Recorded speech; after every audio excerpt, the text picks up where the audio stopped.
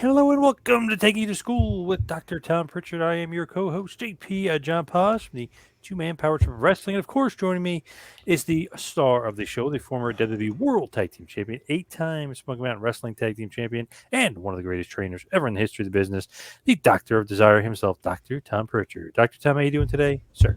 John, I'm doing great today. I have a question. I was Sure. just thinking about that. Yes. When you introduce Shane Douglas, is he the former ECW World Heavyweight Champion? Yes. What other titles does he have? He's the former WCW United States champion, former WCW and NWA tag team World Tag champion, Team Champions? Yep. former NWA world champion. Yeah, he's got some pretty good accolades. Although he Yeah, threw down the NWA title, obviously, but well, he did, still and counts. that's Yeah. where ECW came into play. Yep. But anyway, okay, I was just curious. No other reason, just curiosity killing cat. Nice, the franchise. Franchise. As far as yourself and kind of what you've been up to, what's the latest JPWA? What's going on in your world over there? Well, it's been a crazy world lately, but JPWA is in the 10th week, beginning tomorrow. And so they have 3 weeks to go. We've had 7 very ambitious young men come to see us this session, and we're looking to see how the next session turns out. You never know with wrestling school, but we're in our 10th week, and they're getting ready to graduate in a couple weeks. Well, about 3 weeks actually. So that's what's going on. And then we'll take a hiatus for a week, and we'll come back Nice. and see how things go. As far as the wrestling world and kind of what's going on, it seems like I don't know. Every weekday there's a story that breaks and the story that counteracts that story. So Cody Rhodes, we were talking about. Oh yeah, he's signing with WWE. He's wrestling. Now they're saying he's not a part of WWE and he hasn't signed yet. I feel like every week it's a roller coaster. It feels like people that think they know don't really know, or they're being worked. You know. Well, those who know don't talk, and those who talk usually don't know. So Hmm. that's what I mean. We all come up with our guesses and suppose this, suppose that. But when I even said, I believe I said last week, I don't even think Cody's going anywhere. It could be a massive ruse by Tony Khan and Mhm. everybody in AEW. And then I read the exact same thing the very next day. I thought, well, I'm not the only one thinking along those lines because nobody, there's no unpredictability anymore. There has to be. I mean, that's missing not just in wrestling, but I think in everything. There's not a lot you can say, wow, I wonder what's going to happen because everybody has an idea and everybody's got a way to figure it out. Instead of just letting it play out, or you have your ideas and try and figure things out, but um, I don't know. It just seems so different now than it did then when people want to try and figure things out, like which way they were going to go, and then be surprised when it doesn't happen that way. Today, there's too many people who, I guess, leak knowledge or leak information they have, and lo and behold, it doesn't happen for a while. So I don't know. It's a lot of chaos, a lot of confusion sometimes, but I have learned to accept that as a norm right now, John. They always say plans change. That's what they always say. That's the Yeah, big excuse. That's the big matzo ball they throw out there. Oh, yeah, plans that change. that happens. It's too bad, but that happens. So they're saying Cody was a shoe in. He's going to show up. I just thought it was hilarious that they had the MSG show last weekend, and they were talking about how there's this big mystery opponent for Brock Lesnar. Reigns also kind of had a mystery opponent, ended up being Seth Rollins. He retained the Universal title, but it was supposed to be Lashley versus Lesnar in the rematch. They said Lashley's out with concussion, but it's really shoulder surgery, really out with an Right. injury. But Heyman came out, and everyone's speculating, oh, they're keeping it such a secret. It must be Cody Rhodes debuting in the Garden, all this other stuff. I think to myself, Reigns versus Lesnar, Wrestling Logic, is the quote unquote biggest match of all time. That's what they're building it up as, title unification match. They're going to debut Cody Rhodes out of nowhere and have him wrestle Lesnar at MSG unannounced as a surprise. I was like, definitely not. I'm like, just sounds ridiculous. So Austin Theory ended up being the surprise guy. And of course, Lesnar beats him quite easily. But then the whole thing was the video cameras are there. Reigns and the Usos attack Lesnar afterwards. They lay him out, and he's bloody. I was just like, wow, I can't believe fans really were thinking like Cody Rhodes is going to show up. Like, what sense does that make? They're trying to build up Lesnar Reigns. Why would Cody show up unannounced? People have a long way, I think a long way to go before their so-called logical thinking Right. really makes any sense. But how was the house in the garden? I think they said it was a little bit below 10,000. I think, which isn't great, but initially Could before be they announced worse. that Lesnar was on was on it, it was Yeah. way worse. It was like 4,000 or something before they announced Lesnar was on it, defending the title. So they're saying Lesnar, and then they added Rousey last minute too, so she probably helped maybe a little bit, but it did better than what they anticipated. Well, then that is good.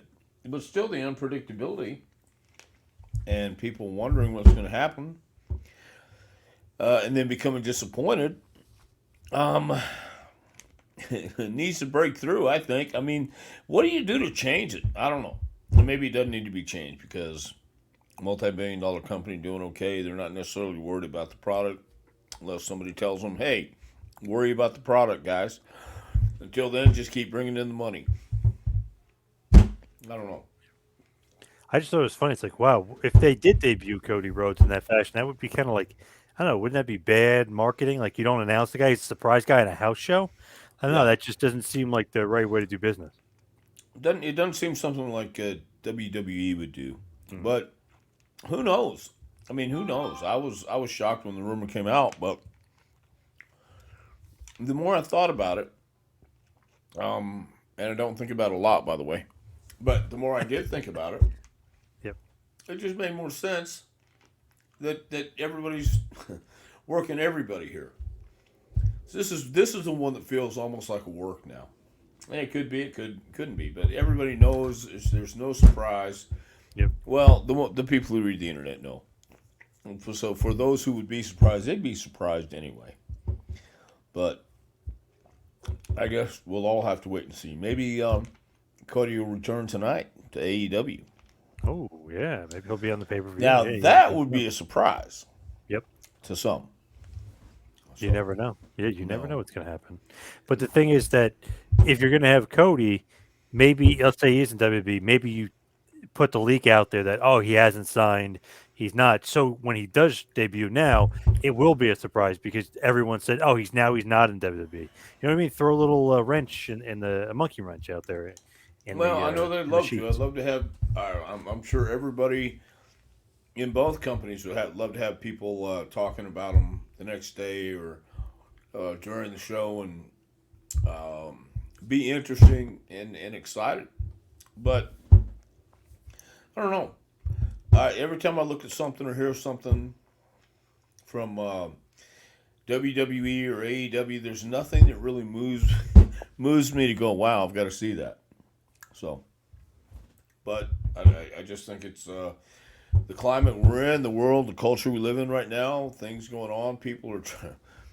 That's a tough gig out there. People are trying to fight for their lives out there right now. So it's going to take a lot, in my opinion, to get somebody else's opinion and somebody else's head looking at your product right now. If it's not that big of a deal, I don't know. Well, So Reigns did bust Lesnar open last night. They don't do blood a lot, but for some reason they're letting Reigns and Lesnar get away with some blood, and they had that at the Garden. Obviously, that they had the cameras there, so they have quote unquote digital footage of what happened, and they well, put it on yeah, online today. but there had to come a time when even years and years and years ago, um, when somebody figured out blood and drama can draw when it's done well. So when it was done sparingly and shockingly enough, he got over. So I think the powers that be, whoever they might have been discussing the match, could have been even been Lesnar and Paul or who and what discussing it. Why wouldn't you need blood? I've always been a proponent of some people like car racing, some people like roller derby. I've been a proponent of blood for a long time. I really have because it does show when you guys get into a really messy fight, a real fight between two big guys, especially when it's a real fight, a worked real fight, and you punch each other in the face for real, then people start wondering, oh man, he was really mad. He was really hot. So, I think letting go sometimes is good. It's when you go overboard and start hot shotting stuff is when I think the problems really come into play. Red equals green, right? Like they used to say, red equals green.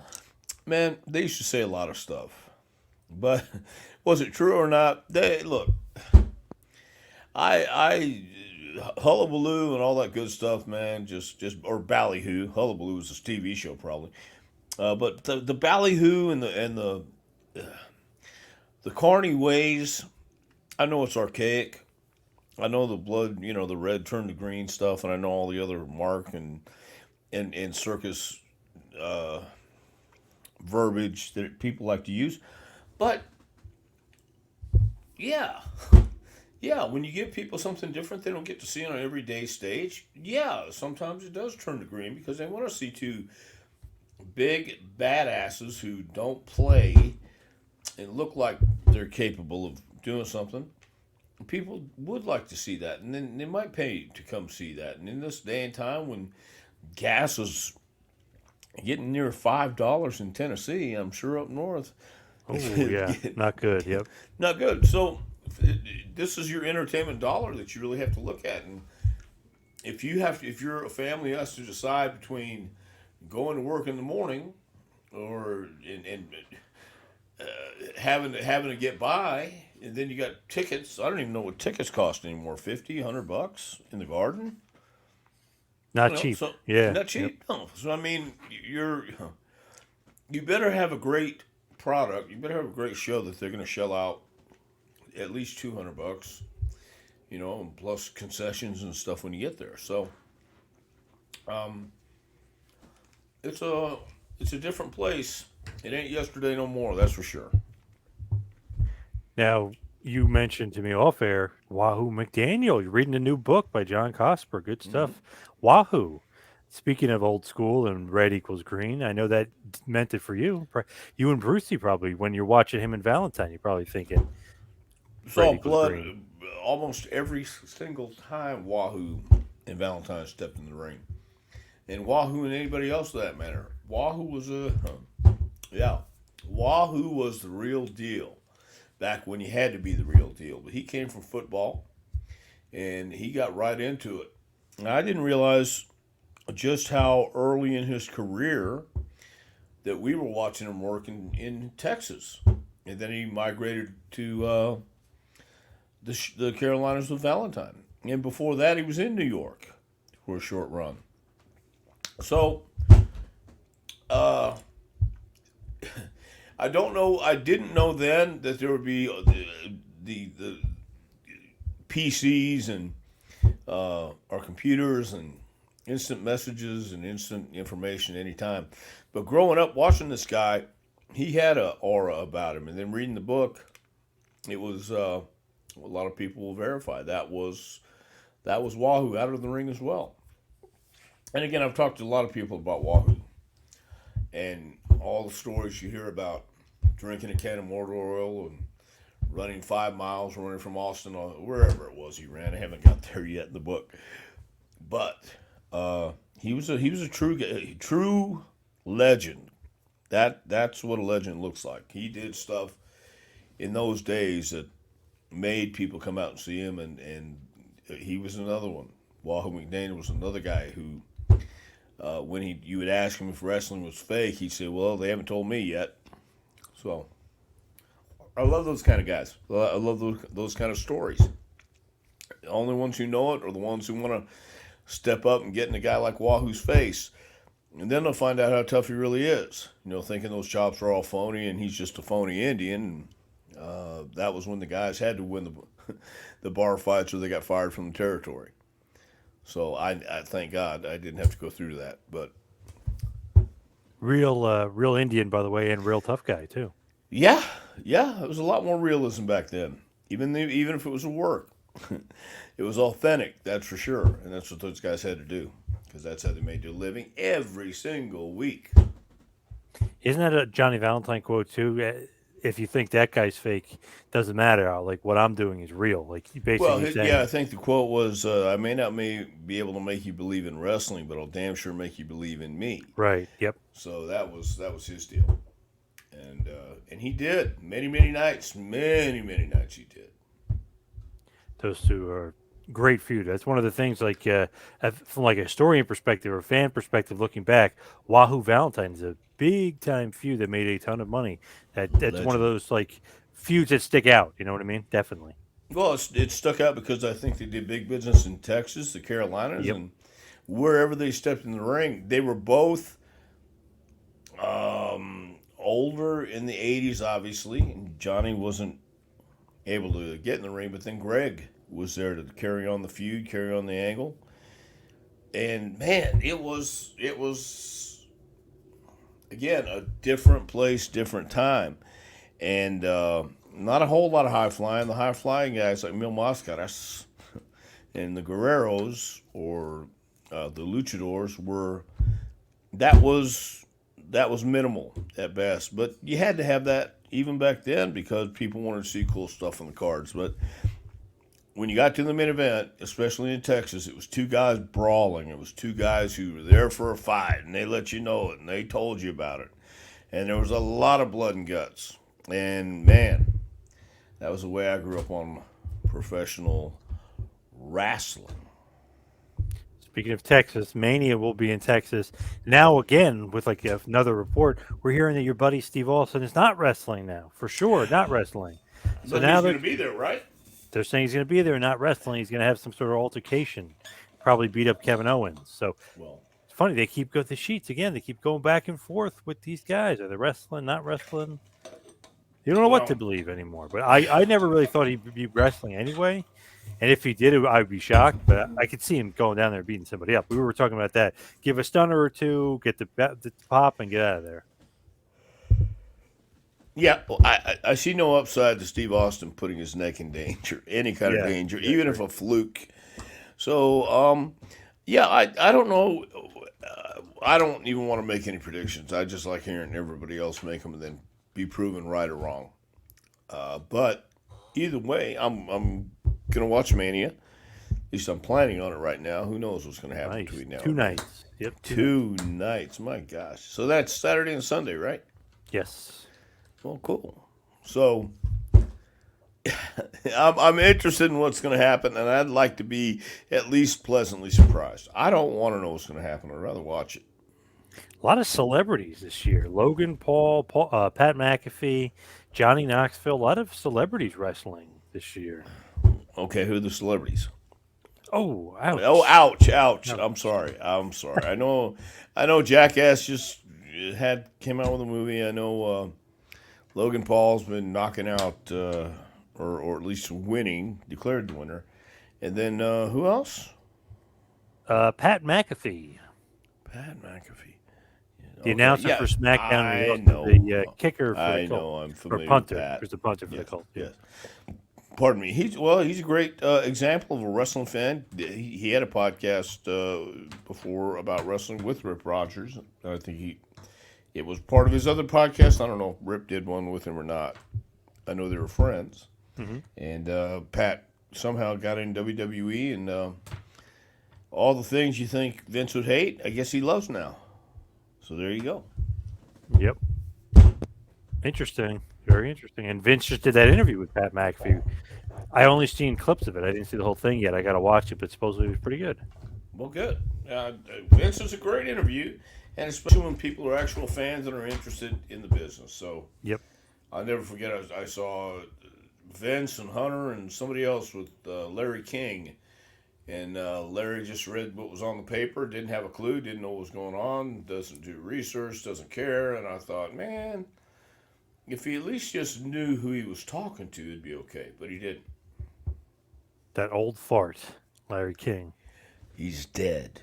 Oh, I don't yeah. want to speak ill of the dead. That's true. That's true. Good point. Well, he was an old fart at that point, but yeah. Well, that's true too. So as far as today and today's topic, I want to talk about your favorite tag team of all time, not the Midnight Express. not the Freebirds, but the Bushwhackers, because we're in March, and just looking back into March into your history, you wrestled the Bushwhackers 5 or 6 times in a row in March, and you guys were married to each other in the WWF in 1994. I just thought, and just looking at them in general, I just thought that was so interesting. And I was at WrestleMania 10. You guys had the dark match against the Bushwhackers. Just I don't know. I'm just enamored by Because you guys feuding with the Bushwhackers, the great but, well, workers against the comedy duo. I just yeah, enamored by well, this. wait a minute. Who are you calling a comedy duo, pal? We did our best. But Well, the Bushwhackers. You oh, guys are the great how workers. could I have mistaken that part? Hey, look, I knew when we got there what was going to happen. I had a feeling anyway. I didn't know definitely, but no, neither. Jimmy Del Rey and I were friends, but we were not close at all, and that was on me. And we were more partners and associates than anything else, really. Um, I can't explain the situation or atmosphere or the lay of the land when we got in there. I just knew and I just felt every day we were walking on a minefield because you could do something without even knowing you're doing it or say something without even realize what you're saying. And it was just a different vibe. But the Bushwhackers were such great guys, and I've known them since they were the sheep herders, and always been great guys. But by this time, we knew what the story was, we knew what our job was, we knew what it was, and even yeah, it wasn't all that bad, John, but it wasn't all that good, Hmm. during that time. And we knew when we go out there, uh, where we were on the lineup. So I had a lot of fun with the Bushwhackers. No, never a complaint with those guys. I think I don't remember if it was me or Jimmy who hit Butch. No, Luke in the nose, and Luke came back, splattered his nose all over his face, blood everywhere. He came back and went in the shower to talk about it, and he gave us the wave. I said, "Oh, it's okay, mate. It's okay." And then he started slapping on the shower. Goes, "I'm gonna kick your ass!" And just to put on a show for everybody, like we're arguing in the shower and Yes. yell. So I don't know what to tell you. The Bushwhackers were certainly um, a night off. It really was. So, but working with the Smoking Guns back then was a night off too. So good guys, the Bushwhackers. I'm glad they got in the Hall of Fame because they definitely deserved it. When did you first meet them? Was it Mid Around, South? no, it was around either in Memphis. No, the first time I met them, I do remember now because this was the first time I met Doctor David Schultz too, was in Mobile, Alabama. I knew Jonathan Boyd before, but John wasn't with him in New York. Obviously, I met those guys as the sheep herders when I was doing a loop down in the Gulf Coast for the Armstrongs when I was in Atlanta, and I saw these guys go to the ring. It was Lord Jonathan Boyd, Luke Williams, and Butch, and they came to the ring with the Fullers and Jimmy Golden, and just had a bloodbath. So, but they were always cool. When you first met them, and obviously this is way pre Bushwhackers, like you said, with the sheep herders, they're a little bit, obviously, I guess you could say bloody, brawlers, whatever you want. I mean, definitely way more intense.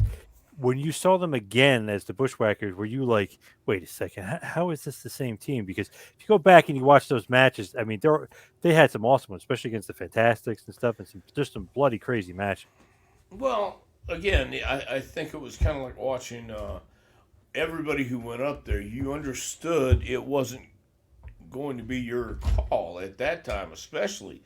You may have some say in it, but uh, I remember at the Hall of Fame when Butch was telling the story about Vince telling them he wanted them to be baby faces, and I when I saw them work, they were great heels, and now they're working as baby faces. So I understood that was just part of it, and they were two actually genuine good people, authentic good people. So it didn't bother me at all. It just made me wonder um, how they're liking it. Now, sure, of course, when you're making money, I'm sure they're liking it a lot. I knew they had a.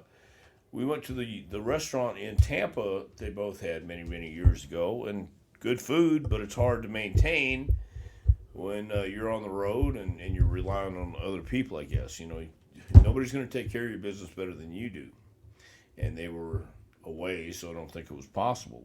But they did very well, and I was happy for them. And they've always been first class guys. It's funny that like he says that in the Hall of Fame speech, but just thinking of it and picturing in your mind, you're like, that is true. It's like, look at these guys, and they were heels, and they were like dastardly, and they're having bloody brawls, and they got cuts all over their heads, and just love to blade and stuff. So it's like they go into this meeting with Vince. Vince sits down. He's like, I got an idea. I want you guys to be the Bushwackers, and you're going to be babyface, and you're kind of going to be a comedy act. And Butch has a great story. He gets in Vince's face. He's like, are you going to make this into a baby face? And Vince is like, yes. And he was just like, how? You know what I mean? It's just so Yeah. funny to think about it because they're very wacky, but I can see them getting in Vince's face. We're like, how are you going to make this look into a baby face? We are heels. Well, yeah, and again, that's the genius of looking at it from the outside because they were so successful as heels. Why not turn them just the opposite and see if they can do it or not? It's like giving Dusty Road polka dots. He did it, and took away the heels, took away the heel persona from the sheep herders and made them the bushwhackers. So they're both pros, and I think they certainly understood what was going on. Of course, they understood. So, yeah, I had no problem with that, and I don't think they did either. They did great gimmicks, selling gimmicks, and they had a job for a long time. And still, if they're called today, I'm sure they'd be called to be an ambassador and go somewhere and represent WWE. When you look at the Bushwhackers and that character, did you think like, okay, this is cheesy, or do you think like, okay, we're just gonna accept that they're this comedy duo that's over with the crowd? Like, what were your thoughts on the gimmick? Well, once again, that was the era of the snake, the bird, whatever, bulldog. The gimmicks are the gimmicks, and if you were going to go there, you weren't going to be blood and guts. So I thought it was great for those guys because when I started watching WWF when it took over in '85 or whenever the final death toll was, you looked and I understood, I think, where the ideas came from in the sense that you're trying to get families to get involved. You're trying to get the casual fan. And not every casual fan likes professional wrestling as it was. But even more so, they detested the blood and guts and violence and things like that. So everybody who was really paying attention understood that that was the trend that WWF at that time was going to go follow. But still some of the southern territories who had held out and southern guys who held out and did indies and stuff like that, it was still blood and guts and the old red turns to green comment and way of thinking. So um, I thought it was great for the uh, bushwhackers because they don't have to cut themselves anymore and they'll be working a different style, and no doubt they had the talent to pull it off, and they're a lot of fun to be around. And I think too, having that mix in your dressing room helps a lot on a daily basis too. If you have, if all you have was dynamite and shock around all the time, that's not the way to be happy. It's not the way to live your life on a daily basis. So it was good to have guys like the Bushwhackers who understood both being a heel and being a babyface meant were equally important, and they knew how to do both jobs.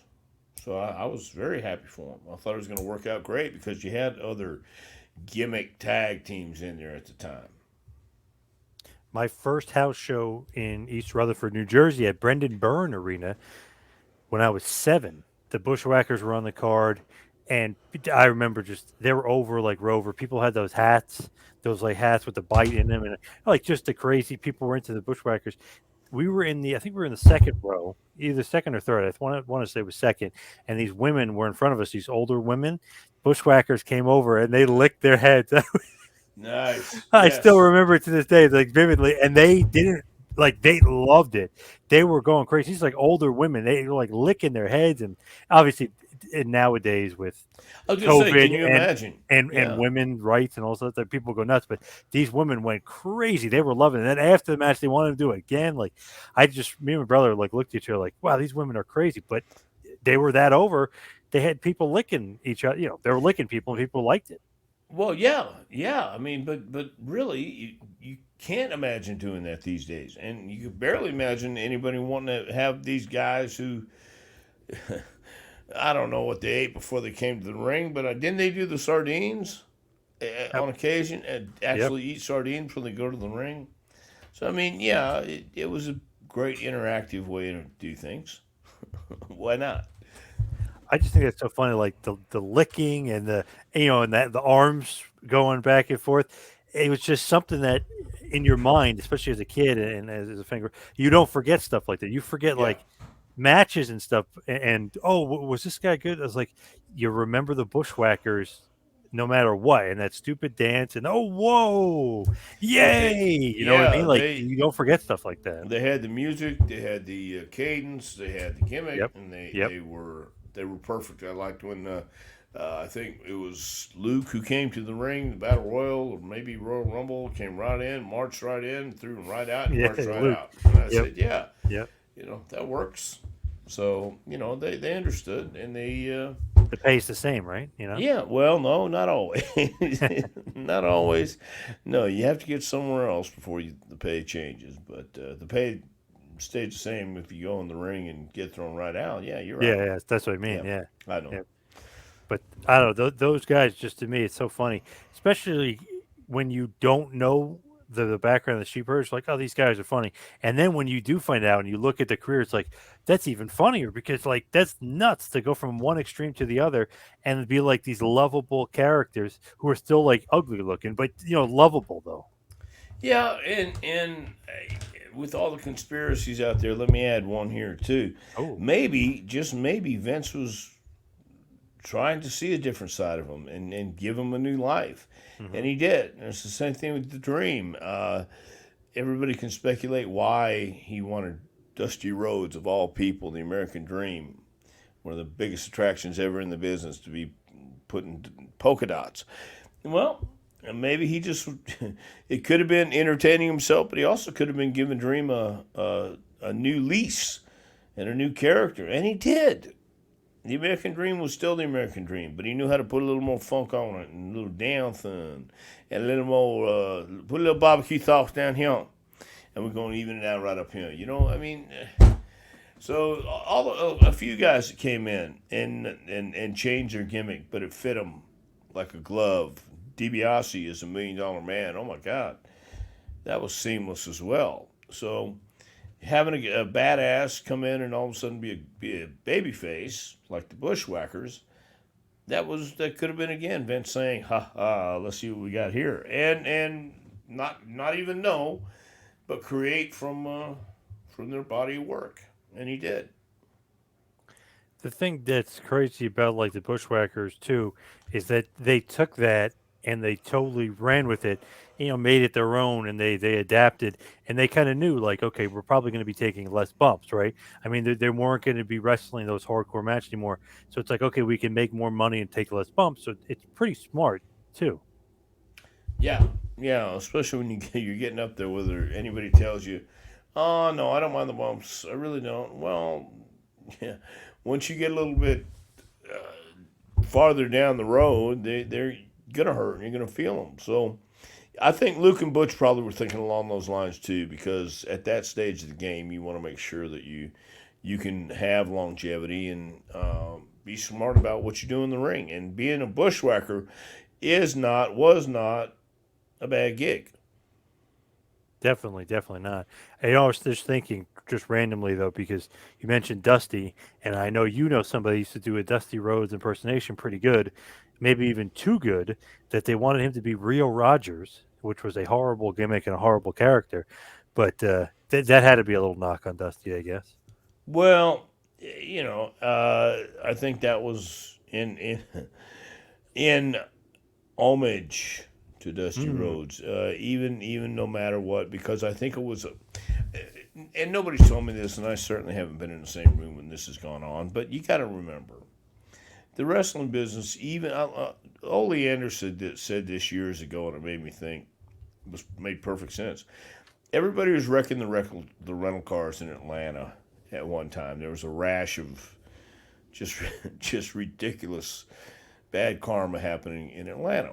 And Ole had a meeting with everyone. He says, "All right, just want to let you guys know the rental companies aren't going to stand for this much more. They call each other, they talk to each other just like we do, guys. So Ole was talking to Vince Senior and Barnett and LaBelle and whoever else was promoting around the country those days. Everybody talked to everybody because if you were doing good business, they wanted to know what you were doing. And you guys, the promoters and friends would talk amongst each other, and always a talent swap, always looking for something new. So, uh, I mean, it's Dusty was an attraction like Andre the Giant, and Vince Senior was booking out Andre the Giant, and so when Dream was getting his runs, it would be Eddie Graham, then it would be in the end Jimmy Crockett, and I think from what I know from Dream, and I don't know as much on that side from Vince, but I think Dream certainly respected Vince Senior and Junior, and Junior I'm sure certainly respected Dusty for all he did for the business. I mean, if you go back and look at those promos before the Superstar Graham trilogy they did in the Garden, they had to have a love for one another. I mean, professionally, business wise, and utmost respect because Vince likes to be told. Vince enjoys a challenge. He likes you to stand up to him, and he enjoys a fight. And Dream doesn't mind standing up to anybody. I've seen that too. He may do it differently, but he does it. And so I think a lot of that stuff back then could be translated in today if they knew how.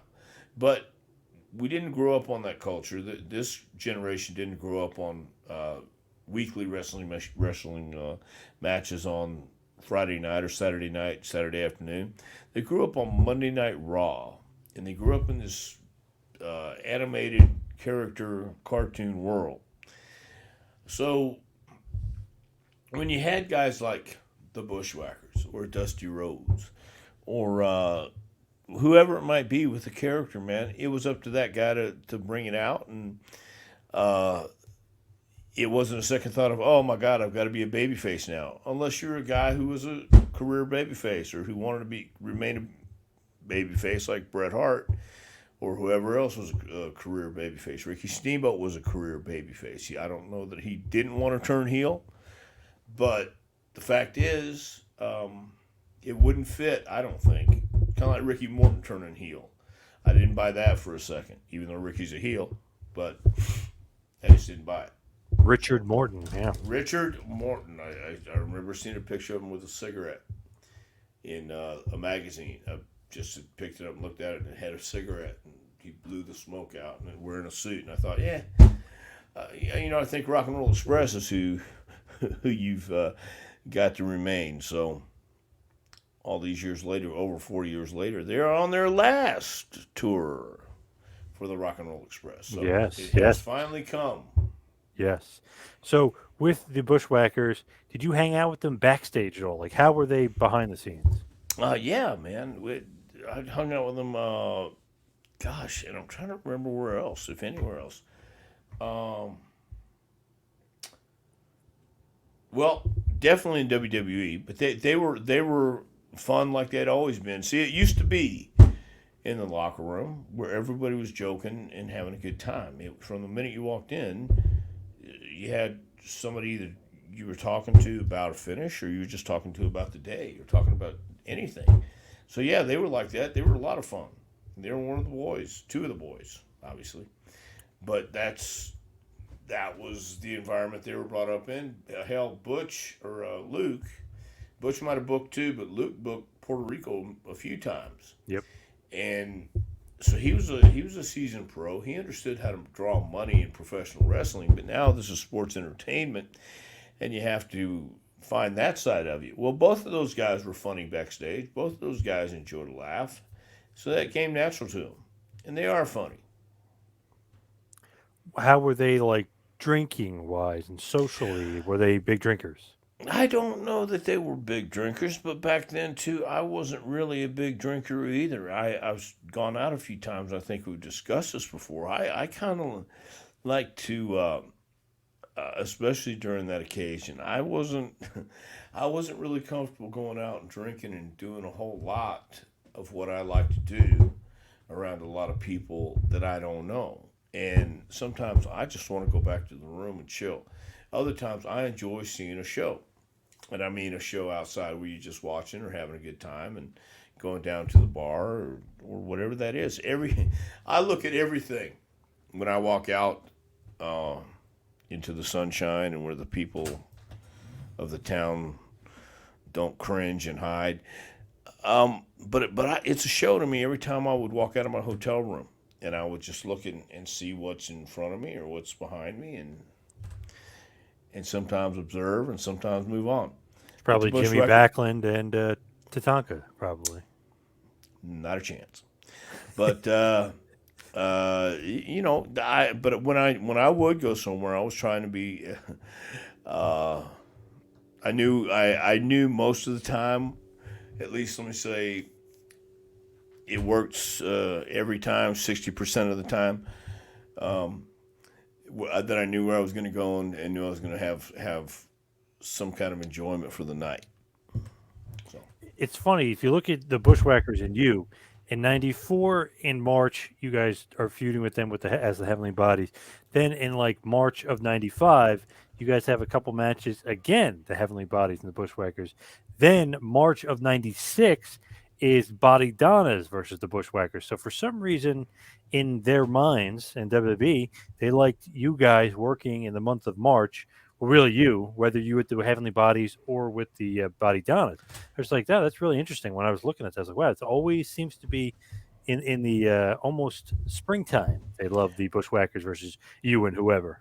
I you know I I really don't think that much thought went into No, that just match. coincidence, probably. Yeah, Just a coincidence, yeah. yeah. Because I don't really think they gave two or four flying Fernums Yeah. about us, but that's okay. That's fine. Again, I have learned that it is about the journey, not the destination. I tell everybody now that that's what it is. Enjoy this time that you won't get back. It's like we can stand at a riverbank and watch the water flow down the bank, and you'll never see that same patch of water again. So you got to make sure that you got that eyeball, that you got every experience you wanted out of that certain bit of water running past you. So that's the way I look at it. It was that bit of water of the Bushwhackers in springtime that everybody seemed to get a sprinkle of and enjoyment out of. But I don't really think they put that much thought into it. Even though you did, now you've kind of Yes. lit that thought process in me, and I'm going to have to think about that more. And I don't know if I'll get any sleep tonight. Just an interesting thought. And another interesting thing from 1988 to 1996, so 8 years they lasted in the Yeah. WWF. Seems pretty wacky, right? I mean, that's quite a long length of time, especially when they were at that point going through transition periods and going from the Hogan era to really the new generation. It's interesting that they lasted that long. Well, I think the Bushwhackers again. They got picked to go on the national Easter egg hunt every year at the White House. It's because Hmm. they were great with kids, young people, all types and kinds of people. They understood how to connect.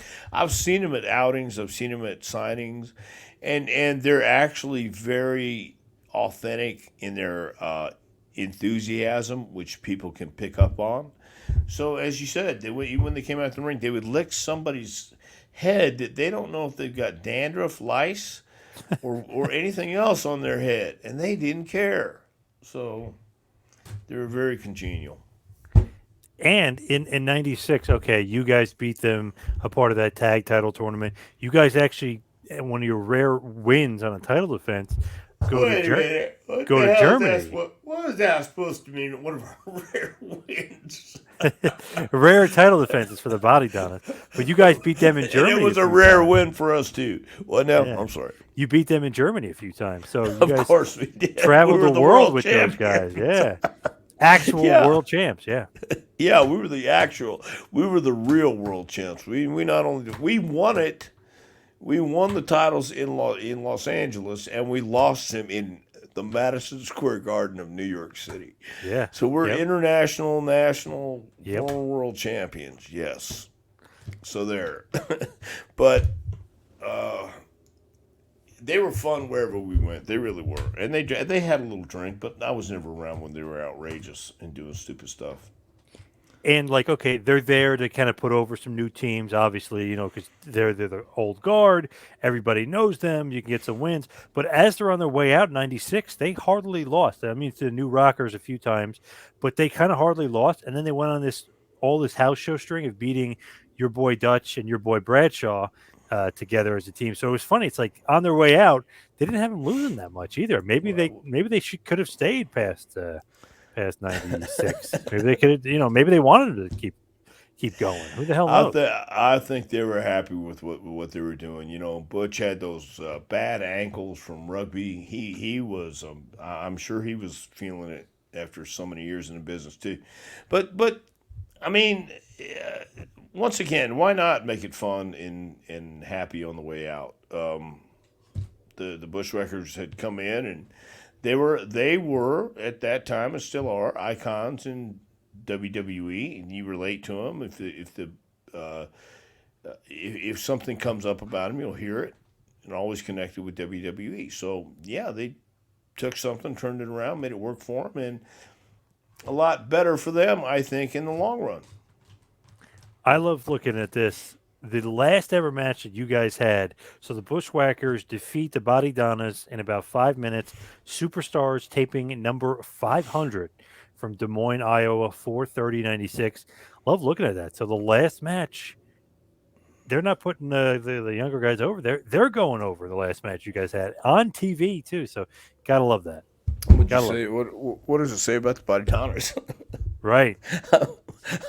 Yep. I think we have proof right here, Your Honor. They did in fact bury us, and it was Yep. intentional. And Yep. On every opportunity they got, they Yep. took it. Yep. And I blame Bruce. I blame brother You Bruce. can blame Yep. Yep. whoever. I'll take anybody's name right now, but it doesn't matter because it's gone.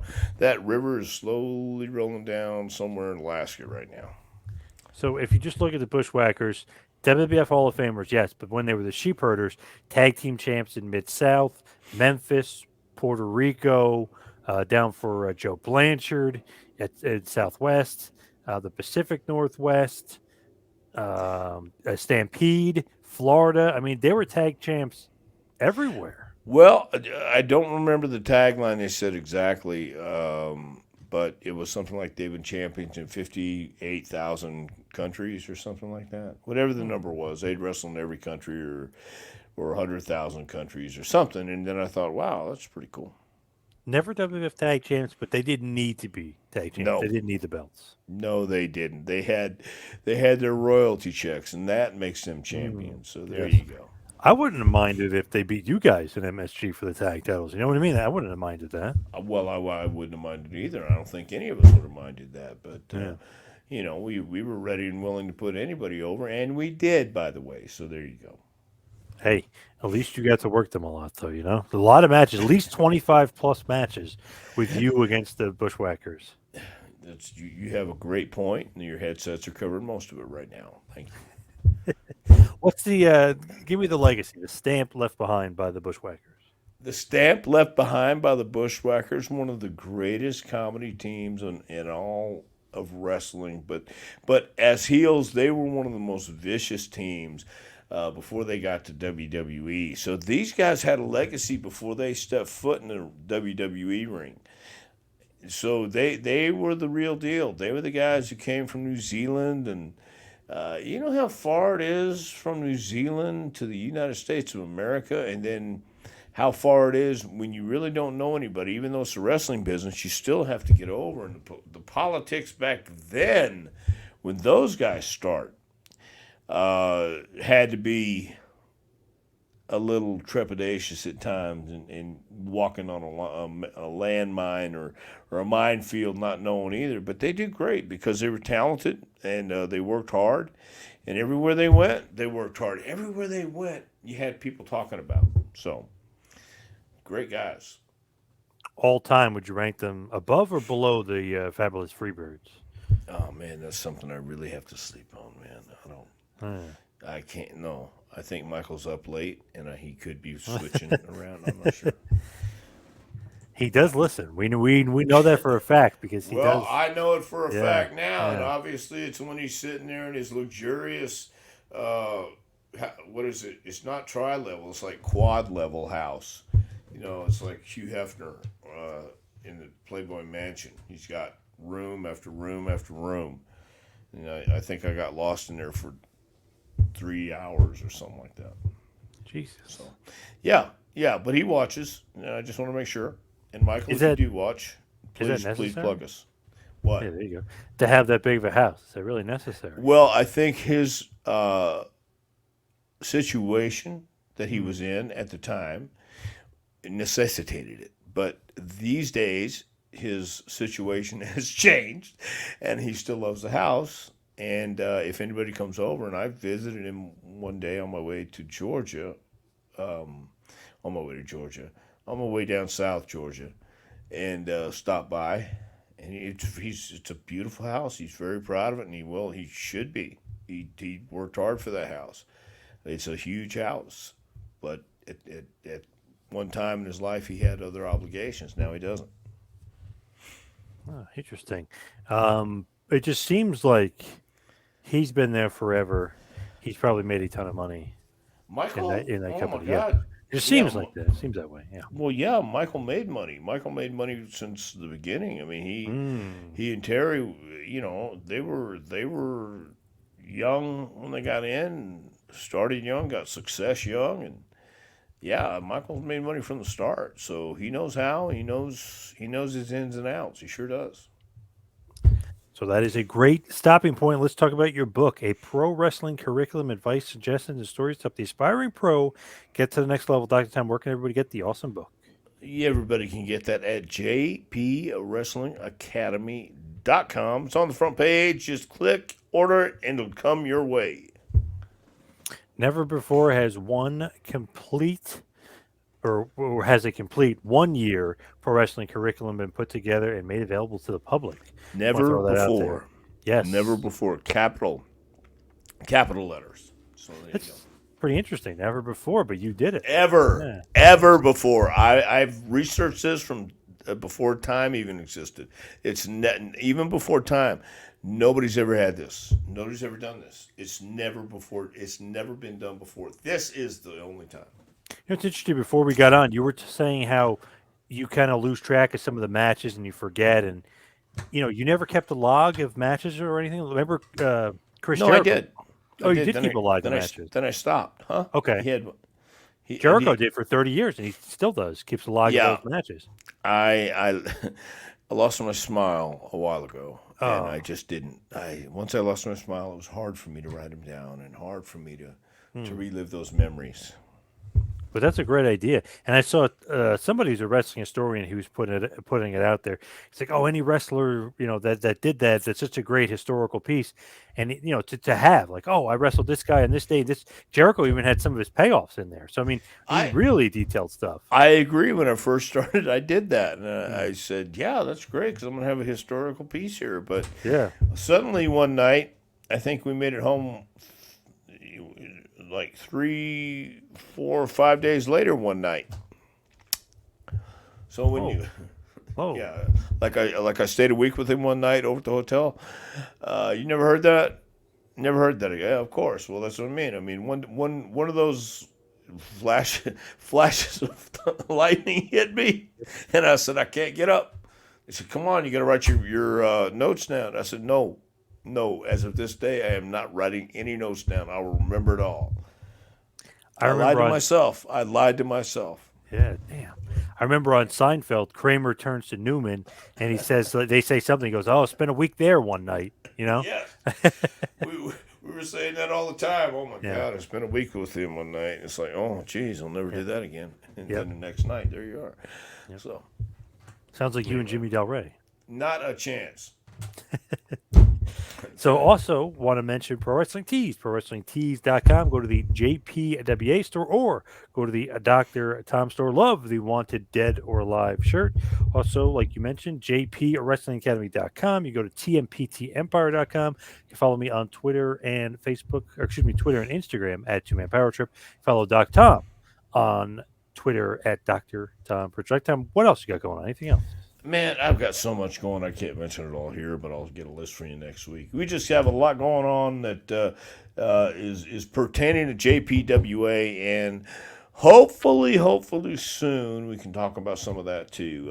Hmm. But we're just waiting to uh, see what happens and go from there. But everything right now is good, and JPW is rolling along. Looking for about 3 weeks from now, somewhere around Dixon or Jackson, Tennessee, to have a great JPWA graduation.